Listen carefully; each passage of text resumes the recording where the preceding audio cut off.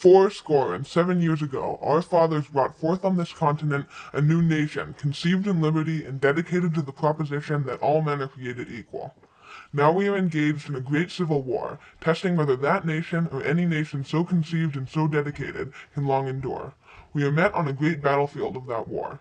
We have come to dedicate a portion of that field as a final resting place for those who here gave their lives that that nation might live. It is altogether fitting and proper that we should do this.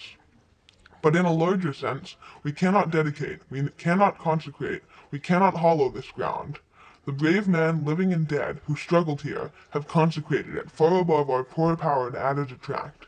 The world will little note nor long remember what we say here, but it can never forget what they did here. It is for us, the living, rather, to be dedicated here to the unfinished work which they who fought here have thus far so nobly advanced. It is rather for us to be here dedicated to the great task before us, that from these honored dead we take increased devotion to that cause for which they gave the last full measure of devotion, that we here highly resolve that these dead shall not have died in vain, that this nation under God shall have a new birth of freedom, and that government of the people, by the people, for the people, shall not perish from the earth.